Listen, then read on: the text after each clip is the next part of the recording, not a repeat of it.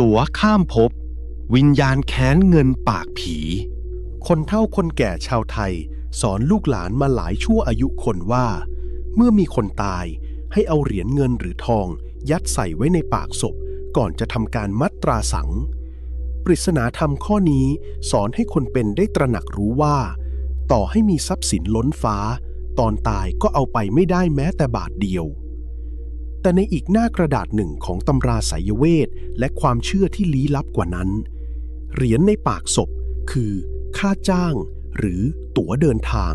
สำหรับจ่ายให้แก่สารถีร่างยักษ์ผู้พายเรือข้ามแม่น้ำแห่งความตายแม่น้ำเวตรณีที่มีแต่น้ำเลือดน้ำหนองตามคติพราหมณ์พุทธเพื่อพาดวงวิญญาณไปสู่ยมโลกเพื่อรับคำพิพากษาหากวิญญาณดวงใดไม่มีเงินจ่าย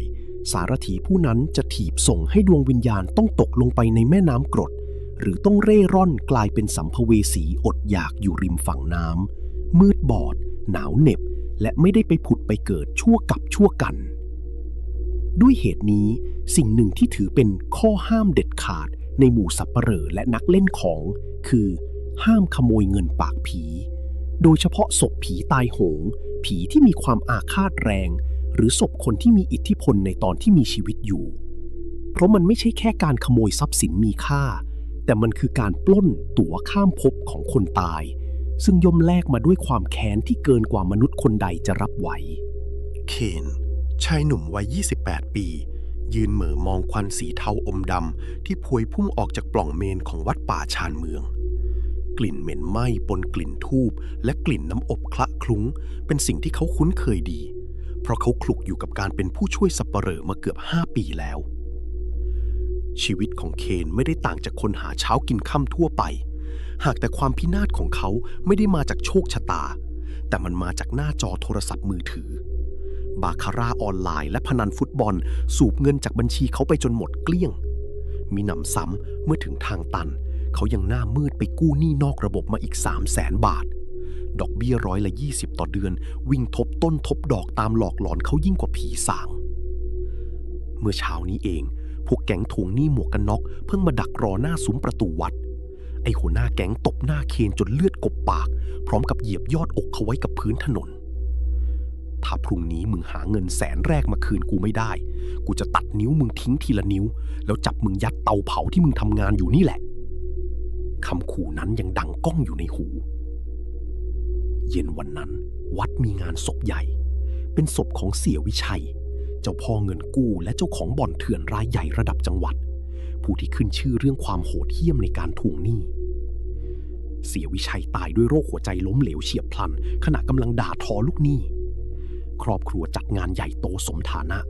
ศาลาวัดเต็มไปด้วยพวงหรีดราคาแพงจากนักการเมืองท้องถิ่นและผู้มีอิทธิพลไอ้เคนเอ็งไปเตรียมผ้าขาวได้สายสิญจน์แล้วก็มีดหมอมาเดี๋ยวคืนนี้ต้องทำพิธีมัดตราสังเสียก่อนเอาเข้าโรงเย็นลุงยอดสับปะเหร่อเท่าตะโกนสั่งแข่งกับเสียงปี่พาดโมนตอนที่ลุงยอดกำลังทำพิธีเบิกทางและล้างหน้าศพเคนยืนถือขันน้ำมนต์อยู่ข้างๆมือของเขายังสั่นจากความกลัวเรื่องหนี้สายตาของเขามองไปที่ร่างอวบอ้วนไร้วิญญาณของเสียวิชัย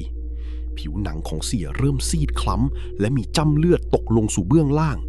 ใบหน้ายังคงบิดเบี้ยวคล้ายคนกำลังโกรธจัดแต่สิ่งที่สะดุดตาเคนที่สุดจนแทบลืมหายใจคือตอนที่ลูกสาวของเสียเดินเข้ามาร้องไห้สะอึกสะอื้นและนำสิ่งของบางอย่างประคองใส่ลงไปในปากของศพตามธรรมเนียมโบราณมันไม่ใช่เหรียญ10 บาทหรือเหรียญพญาครุฑทั่วไปแต่มันคือเหรียญทองคำแท้สลักลายจีนโบราณน้ำหนักดูด้วยตาเปล่าไม่ต่ำกว่า2 หรือ 3 บาทให้เตี่ยพกติดตัวไว้นะคะจะได้ใช้เป็นค่าผ่านทางไปอยู่สวรรค์นะเตี่ยไม่ต้องห่วงทางนี้ลูกสาวเสียสะอื้นก่อนจะค่อยๆดันเหรียญนั้นเข้าไปใต้ลิ้นของศพตาของเคนลุกวาวหัวใจเต้นแรงโครมครามราวกับกลองพีน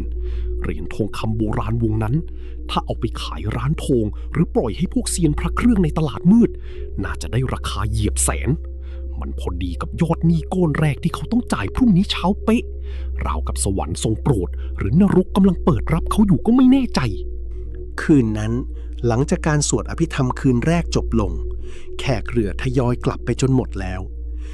ญาติของเสียวิชัยจ้างคนมาเฝ้าศพแต่ด้วยนิสัยคนงานพวกเขาก็ไปตั้งวงเล่นไพ่กันอยู่ที่เต็นท์หน้าศาลาใหญ่ปล่อยให้โลงศพแล้วรูปหน้าตั้งอยู่อย่างโดดเดี่ยวท่ามกลางแสงไฟกระพริบวิบวับและพวงหรีดเคนรู้ทางหนีทีไล่ในวัดดีกว่าใครเขาย่องเข้ามาทางประตูด้านหลังศาลาสวมถุงมือยางอนามัยที่ใช้ประจำตอนจัดการทำความสะอาดศพเสียงคอมเพรสเซอร์ของโรงเย็นดังฮึ่งฮึ่งสลับกับเสียงหมาหอนรับกันเป็นทอดๆจากท้ายวัดเคนสูดลมหายใจลึกเขาค่อยๆเอื้อมมือไปปลดล็อกและเลื่อนฝากระจกของโรงเย็นออกไอเย็นยะเยือกพวยพุ่งออกมาปะทะใบหน้ากลิ่นฟอร์มาลีนฉุนกึกผสมกับกลิ่นดอกซ่อนกลิ่นและกลิ่นตุๆของเนื้อที่เริ่มจะเหม็นเน่าลอยเข้าเตะจมูกชวนให้สะอิดสะเอียนร่างของเสียวิชัยนอนสงบนิ่งแสงไฟจากเทียนหน้าโลงส่องให้เห็นใบหน้าที่เริ่มบวมอืดเล็กน้อยริมฝีปากของศพม่วงคล้ำและปิดสนิทเคนมือสั่นเหงื่อเย็นๆผุดเต็มหน้าผากแม้จะถูกไอเย็นจากโลงปะทะเขายกมือพนมไหว้ศพลวกๆเสียรวยแล้วชาตินี้เสียกินใช้ยังไงก็ไม่หมดเหรียญนี้ผมขอเธอนะถือว่าทำบุญต่อชีวิตคนเสียตายไปแล้วเอาของพวกนี้ไปก็ไม่ได้ใช้หรอกเคนพึมพำปลอบใจตัวเองพูดจบเคนก็เอื้อมมือไปจับที่กรามของศพเพื่อจะบีบให้เปิดออกแต่ทว่าความแข็งเกร็งของกล้ามเนื้อคนตาย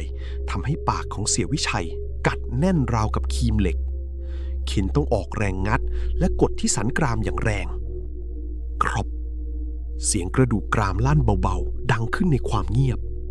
ปากของศพเผยออกเล็กน้อยกลิ่นเหม็นเน่ารุนแรงพุ่งสวนออกมาจากโพรงปากจนเคนต้องเบือนหน้าหนีนิ้วชี้และนิ้วโป้งของเคนที่สวมถุงมือยางล้วงลึกเข้าไปในโพรงปากที่เย็นเฉียบลิ้นของศพแข็งทื่อและเต็มไปด้วยเมือกลื่นๆเขากวาดนิ้วควานหาจนกระทั่งสัมผัสเข้ากับโลหะแข็งๆใต้โคนลิ้นเคนยิ้มมุมปากรีบคีบเหรียญทองคำนั้นออกมามันเปื้อนน้ำเหลืองเหนียวหนืดและคราบฟอร์มาลีนเขารีบเอาผ้าเช็ดหน้าถูมันลวกๆแล้วยัดใส่กระเป๋ากางเกงยีนแต่ในวินาทีที่เขากำลังจะเลื่อนฝาโลงเย็นปิดไฟในศาลาก็ดับพรึบเข็นสะดุ้งสุดตัวมีเสียงลมพัดวูบใหญ่พัดเข้ามาในศาลาจนธูปเทียนด้านหน้าโรงศพไฟดับลงทั้งหมดความมืดมิดครอบงำอย่างสมบูรณ์แบบท่ามกลางความเงียบนั้นเข็นได้ยินเสียงประหลาด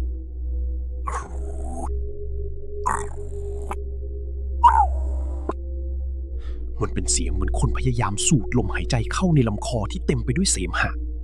และเสียงนั้นมาจากในโรงเย็นที่เปิดฝาอ้าอยู่ตรงหน้าเขามีหนำซ้ำเคนยังรู้สึกว่ามีนิ้วมือเย็นเฉียบอวบอ้วนของใครบางคนมาปัดป่ายโดนหลังมือของเขาเบาๆเฮียเอ้ยเคนสะบัดลั่นเขาไม่รอช้าไม่สนแม้กระทั่งจะปิดฝาโลงให้สนิทรีบหันหลังวิ่งจ้ำอ้าวหนีออกจากศาลาทะลุความมืดไปทางหลังวัดทันทีเช้าตรู่วันรุ่งขึ้นเคนรีบซ้อนมอเตอร์ไซค์รับจ้างเอาเหรียญทองคำไปปล่อยที่ร้านทองเก่าแก่ในตัวเมืองเฒ่าแก่เจ้าของร้านรับเหรียญไปส่องด้วยแว่นขยายเขามองหน้าเคนสลับกับเหรียญด้วยสายตาหวาดระแวงเพราะนอกจากลวดลายจีนโบราณที่หายากแล้วมันยังมีกลิ่นสาบสางบางอย่างฝังลึกอยู่ในเนื้อทองแม้เคนจะล้างมาแล้วก็ตามของแบบนี้เองไปได้มาจากไหนวะไอ้หนุ่มกลิ่นไม่ค่อยดีเลยเฒ่าแก่ถามอย่างเชิงมรดกตกทอดครับเฒ่าแก่ผมร้อนเงินเฒ่าแก่จะเอาเท่าไหร่ว่ามาเลยเคนตัดบทด้วยความโลภของพ่อค้าเฒ่าแก่กดราคาเหลือเพียง 85,000 บาทเคนไม่มีทางเลือกจึงยอมรับเงินสดก้อนนั้นมาเขารีบนำเงินนั้นบวกกับเงินเก็บก้นหลืบที่พอมีไปจ่ายหนี้แก๊งหมวกกันน็อกได้สำเร็จทันเวลาเขารู้สึกเหมือนยกภูเขาออกจากอกรอดตายไปได้อีกเปราะคืนนั้นเคนซื้อเหล้าขาวและกับแกล้มมากินฉลองความรอดตายอยู่คนเดียวที่ห้องพักซอมซ่อหลังวัดเขาเมาหลับไปอย่างสบายใจโดยไม่รู้เลยว่าหนี้ก้อนใหม่ที่เขาเพิ่งก่อดอกเบี้ยมันโหดร้ายกว่าแก๊งทวงหนี้นอกระบบหลายร้อยเท่าความสบายใจอยู่ได้ไม่นาน 3:45 เคนสะดุ้งตื่นขึ้นมากลางดึกเพ ราะรู้สึกเหมือนถูกบีบคอให้จมลงใต้น้ำอากาศในห้องเย็นเยือกจนขนลุกชันเขาลืมตาขึ้นมาในความมืดสลัวแสงไฟถนนสาดลอดมู่ลี่เข้ามาเป็นเส้นๆเขารู้สึกถึงน้ำหนักมหาศาลราวกับหินก้อนใหญ่ทับอยู่บนหน้าอกอาการผีอำเล่นงานเขาจนขยับตัวไม่ได้แม้แต่นิ้วเดียวจะขยับปากร้องเรียกใครก็ไม่มีเสียงหลุดออกมากลิ่นเหม็นเน่ารุนแรงคละคลุ้งไปทั่วห้องมันไม่ใช่กลิ่นหนูตายใต้หลังคาแต่เป็นกลิ่นโฟร์มาลีนผสมกับกลิ่นเนื้อเน่าเปื่อยกลิ่นเดียวกับในโรงเย็นหางตาของเคนเหลือบไปเห็นเงาดำตระหง่านยืนอยู่ตรงมุมห้องร่างนั้นใหญ่โตอ้วนท้วนผิดมนุษย์มนาแต่น้ำสีคล้ำข้นๆค่อยๆหยดลงมาจากตัวแมะแมะหยดลงบนพื้นห้องทีละหยดราวกับคนผู้นั้นเพิ่งจมน้ำมาแมะ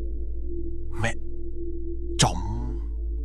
เสียงน้ำหยดดังก้องในความเงียบร่างนั้นค่อยๆก้าวเดินอย่างเชื่องช้าเข้ามาหาเคนที่เตียงเมื่อมันชะโงกหน้าเข้ามาใกล้แสงสลัวก็เผยให้เห็นใบหน้าที่ทำให้เคนแทบช็อกตายคาเตียงใบหน้าของมันบวมอืดจนลูกตาถลนปูดโปนผิวหนังเปื่อยยุ่ยหลุดลุ่ยน้ำเหลืองและน้ำเลือดไหลซึมจากมุมปากที่อ้าค้างมันคือเสียวิชัยปากที่อ้ากว้างนั้นไม่มีเหรียญทองอยู่แล้ว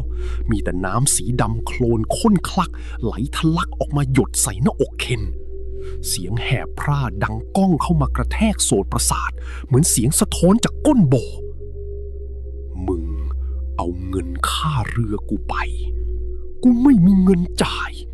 พวกสารถีมันถีบกูลงน้ำพวกมันทิ้งกูให้จมอยู่ในแม่น้ำเวตรณีมึงเอาตั๋วของกูคืนมามือที่เย็นเฉียบบวมฉุและเต็มไปด้วยเมือกเน่าเอื้อมมาบีบลำคอเคนอย่างแรงเล็บที่ยาวและดำคล้ำจิกทะลุผิวหนังเคนดิ้นรนสุดชีวิตตาเหลือกค้างอากาศในปอดกำลังจะหมดไปมึงขโมยเงินกูดอกเบี้ยของกูคือชีวิตมึงผีเสียวิชัยคำรามก่อนที่สติจะดับวูบเข็นรวบรวมแรงเฮือกสุดท้ายกระชากสร้อยสายรมที่ห้อยพระสมเด็จบนคอจนขาดพระเครื่องกระเด็นไปฟาดเข้ากับแขนของศพร่างนั้นชะงักพละออกพร้อมเสียงกรีดร้องแสบแก้วหูราวกับสัตว์ป่าถูกเชือดแล้วทุกอย่างก็ดับวูบไปพร้อมกับความมืดเข็นสะดุ้งตื่นขึ้นมาหอบหายใจรุนแรงเหงื่อท่วมตัวราวกับเพิ่งขึ้นจากน้ำเขาเอื้อมมือไปเปิดไฟห้องจนสว่างจ้าไม่มีศพเสียวิชัยในห้องไม่มีผีสางแต่ทว่าที่พื้นปลายเตียงมีรอยน้ำแฉะเป็นรอยเท้าขนาดใหญ่ทิ้งคราบสีแดงคล้ำไว้และที่ลำคอของเคนมีรอยช้ำเป็นจำรูปนิ้วมือ5 นิ้วอย่างชัดเจนวันต่อมาเคนสติแตกอย่างสมบูรณ์เขาไปทำงานที่วัดด้วยสภาพเหมือนคนบ้าขอบตาดำคล้ำลึกหวาดระแวงทุกเสียงรอบตัวไม่ว่าจะเป็นเสียงลมพัดหรือเสียงหมาเห่าลุงยอดสังเกตเห็นอาการผิดปกติจึงด่าว่าไปเมายาบ้ามาหรือเปล่าคืนนั้นเป็นวันชาปนกิจศพเสียวิชัยเคนหวาดกลัวจนถึงขีดสุดพยายามกราบกรานขอลาหยุดแต่ลุงยอดไม่ยอมบังคับให้มาช่วยกันดันโลงขึ้นเมนเพราะศพเสียตัวใหญ่และหนักมากสับปเหร่อคนเดียวรับน้ำหนักไม่ไหวบรรยากาศบนเมนเต็มไปด้วยความโศกเศร้าตอนที่ลุงยอดเปิดฝาโลงไม้เพื่อทำพิธีทอดผ้าบังสุกุลรอบสุดท้ายและเตรียมจะล้างหน้าศพด้วยน้ำมะพร้าวตามประเพณีจู่ๆแกก็ชะงักค้างเฮ้ยเหรียญทองในปากเสียหายไปไหนวะลุงยอดพึมพำเสียงหลงมองหาในโลงก็ไม่เจอญาติที่ยืนล้อมรอบฮือฮาทันทีลูกสาวเสียที่กำลังร้องไห้เปลี่ยนสีหน้าเป็นโกรธจัดโวยวายเสียงดังหายไปได้ยังไงฉันเป็นคนบรรจงใส่เข้าไปกับมือพวกสับปเหร่อหน้าไหนมันแอบขโมยไปฮะเข็นหน้าซีดเผือดเป็นไก่ต้มถอยกรูดไปหลบหลังเสาเมนตัวสั่นเทาเขารู้สึกได้อย่างชัดเจนว่าแม้ศพเสียวิชัยจะนอนหงายและถูกมัดตราสังอยู่แต่ลูกตาที่เบิกโพลงคู่นั้นกำลังเหลือกขึ้นมามองจ้องทะลุโลงตรงมาที่เขาเขม็งแม้จะเกิดเรื่องวุ่นวาย แต่พิธีเผาก็ต้องดำเนินต่อไปตามฤกษ์ยาม เมื่อสับปเหร่อดันโลงศพเข้าเตาเผาไฟฟ้าและกดปุ่มจุดไฟเสียงหัวพ่นไฟดังพรึบลั่นเตาเคนทำหน้าที่คอยดูเกจวัดความร้อนเขามองผ่านช่องกระจกวงกลมเล็กๆของเตาเผาท่ามกลางเปลวเพลิงสีส้มแดงที่กำลังโหมกินร่างของเสียเคนเบิกตากว้างจนแทบถลนออกจากเบ้าเขาสาบานต่อหน้าพระประธานได้เลยว่าเขาเห็นร่างของเสียวิชัยลุกขึ้นนั่งกึ่งกลางกองไฟทนความร้อนราวกับไม่ใช่ศพและหันหน้ามาแสยะยิ้มพร้อมกับชี้นิ้วที่ไม่เกรียมมาที่เขาหลังงานเก็บอัฐิเสร็จสิ้นในตอนดึกเคนวิ่งหนีกลับห้องพักล็อกประตูและหน้าต่างทุกบานอย่างแน่นหนาเอาสายสิญจน์ที่ขโมยมาจากวัดมาพันรอบห้องและเตียงนอนเขากำพระเครื่องในมือแน่นนั่งกอดเข่าสวดมนต์บทอิติปิโสซ้ำแล้วซ้ำเล่าด้วยความหวาดกลัวจนฉี่ราดกางเกงตี 2:15 นาทีเสียงเคาะประตูดังขึ้นทำลายความเงียบก๊อกก๊อกก๊อกใครวะเคนตะโกนเสียงสั่นเครือจนคุมไม่อยู่ไม่มีเสียงมนุษย์ตอบกลับมีเพียงเสียงเหมือนคนกำลังขูดเล็บกับบานประตูไม้ช้าๆแกรกแกรกตามมาด้วยเสียงโลหะหล่นกระทบพื้นปูนหน้าห้องกริงกริงกริงเคนกลั้นใจคลานไปที่ประตูและมองลอดช่องว่างเล็กๆใต้ขอบบานประตูเขาเห็นปลายเท้าที่ซีดขาวและมีรอยไหม้เกรียมเป็นโตตะโกยืนอยู่และมีเหรียญกลิ้งโลดช่องประตูเข้ามาหยุดอยู่ตรงหน้าเขามันคือเหรียญทองคำโบราณเหรียญนั้นเหรียญที่เขาขายให้เท่าแก่ร้านทองไปแล้วตอนนี้มันกลับมาหาเขาในสภาพที่มีรอยไหม้และเปื้อนคราบเลือดกูบอกแล้วว่ากูข้ามแม่น้ำไม่ได้เสียงแหบพร่าดังก้องกังวานไม่ได้มาจากหลังประตูแต่ดังก้องอยู่ในหัวของเคนในเมื่อมึงเอาตั๋วกูไปมึงก็ต้องไปเป็นตัวแทนกูทันใดนั้นหน้าต่างกระจกบานเกล็ดในห้องก็แตกกระจายพลิ้งลมพายุพัดกระโชกแรงเข้ามาจนสายสิญจน์ที่ขึงไว้ขาดกระจุยกลิ่นเนื้อไหม้เกรียมคลักคลุ้งไปทั่วห้องจนแสบจมูกร่างเงาดำที่บัดนี้ถูกไฟคลอกจนเกรียมดำเป็นตอตะโกโผล่พรวดเข้ามากระชากผมและคอเสื้อของเคนจากด้านหลังอย่างรุนแรงโอ้ช่วยด้วยลุงยอดช่วยด้วยเคนร้องลั่นสุดเสียงแต่เสียงนั้นถูกกลืนหายไปไม่มีใครในบริเวณวัดได้ยินร่างศพไหม้เกรียมจับเคนกดพุ่มลงกับพื้นห้องอย่างแรงจนจุกผีเสี่ยวิชัยขึ้นคร่อมร่างของเคนมือที่แข็งเป็นถ่านง้างขากรรไกรของเคนออกจนสุดแรงนิ้วที่ไหม้เกรียมล้วงลึกลงไปในลำคอของชายหนุ่มเคนดิ้นทุรนทุรายพยายามใช้มือทั้งสองข้างปัดป้องและจิกข่วนแขนของผีร้ายแต่น้ำหนักและพละกำลังของวิญญาณอาฆาตนั้นมหาศาลเกินกว่ามนุษย์จะต้านทานรับตัวของมึงไปซะไอ้ชาติหมาผีเสี่ยวิชัยคว้าเหรียญทองคำโบราณที่ตกอยู่บนพื้นซึ่งบัดนี้มันแดงฉานและร้อนระอุราวกับเพิ่งคีบออกมาจากเตาหลอมยัดกระแทกลงไปในปากของเคนโอ้เหรียญร้อนฉาถูกดันลึกเข้าไปจนอุดหลอดลมความร้อนลวกเผาเนื้อเยื่อภายในลำคอและโคนลิ้นจนไหม้โผงส่งกลิ่นเนื้อคนสุกตลบอบอวนเคนตาเหลือกค้างด้วยความเจ็บปวดที่เหนือคำบรรยายเขาขาดอากาศหายใจเลือดสีแดงสดทะลักออกจากปากจมูกและดวงตามือที่พยายามไขว่คว้าหาอากาศค่อยๆโอนแรงและตกลงแนบพื้นห้องสติสัมปชัญญะของเคนดับสูญไปพร้อมกับภาพสุดท้ายคือใบหน้าที่ไหม้เกรียมของเจ้าพ่อเงินกู้ที่กำลังหัวเราะเยาะเขาอย่างสะใจสายวันต่อมาลุงยอดมาเคาะประตูเรียกเคนให้ไปช่วยเก็บกวาดศาลาแต่เรียกเท่าไหร่ก็ไม่มีเสียงตอบและประตูยังล็อกด้านในแกเห็นผิดสังเกตจึงเรียกพระลูกวัดมาช่วยกันงัดประตูเข้าไปภาพที่ปรากฏเบื้องหน้าทำให้ลุงยอดและพระลูกวัดต้องพังงะและอาเจียนออกมาทันทีร่างของเคนนอนหงายเบิกตาโพลงตายอยู่กลางห้องสภาพศพใบหน้าเขียวคล้ำและบิดเบี้ยวจากความทรมานแสนสาหัสในการขาดอากาศหายใจรอบคอมีรอยไหม้เป็นรูปมือชัดเจนแต่ที่น่าประหลาดใจและสยดสยองที่สุดคือ ปากของเคนอ้ากว้างค้างอยู่มีรอยไหม้เกรียมรอบริมฝีปากและมีเลือดไหลนองเต็มพื้นเมื่อตำรวจและแพทย์นิติเวชมาถึงที่เกิดเหตุแพทย์ได้ทำการง้างปากศพเพื่อตรวจสอบหาสาเหตุการตายทุกคนในห้องก็ต้องตกตะลึงจนพูดไม่ออกลึกเข้าไปในลำคอที่บวมเป่งของเคนมีเหรียญทองคำโบราณเปื้อนเลือดและเขม่าวควันอุดคาหลอดลมอยู่ลุงยอดมองเหรียญนั้นแล้วขนลุกสู้ไปทั้งตัวแกจำลวดลายจีนโบราณนั้นได้แม่นยำว่ามันคือเหรียญเดียวกับที่ลูกสาวเสี่ยวิชัยใส่ไว้ในปากศพเมื่อ2 วันก่อนสับปะเหร่อเท่าหน้าซีดถอนหายใจยาวยกมือขึ้นพนมไหว้สิ่งศักดิ์สิทธิ์รอบทิศมึงไปรนหาที่ตายแท้ๆไปขโมยตั๋วของคนตายเขาก็เลยยัดตั๋วเที่ยวเดียวให้มึงเดินทางไปนรกแทนเขาไงล่ะไอ้เคนเอ้ยแกพึมพำเสียงสั่นศพของเคนถูกนำไปประกอบพิธีทางศาสนาอย่างอนาถาไร้ญาติขาดมิตรมาเหลียวแลและแน่นอนที่สุดไม่มีใครหน้าไหนในวัดกล้าคิดที่จะล้วงหยิบเหรียญทองคำโบราณนั้นออกมาจากปากของเขาอีกเลยเพราะทุกคนต่างรู้ดีว่าใครที่กล้าหยิบตั๋วเปื้อนเลือดใบนี้ไปมันผู้นั้นคือรายต่อไปที่จะต้องลงไปจ่ายค่าโดยสารให้กับสารถีแห่งแม่น้ำเวตรณีชอบฟังนิยายผีสั้นๆจบในตอนแบบนี้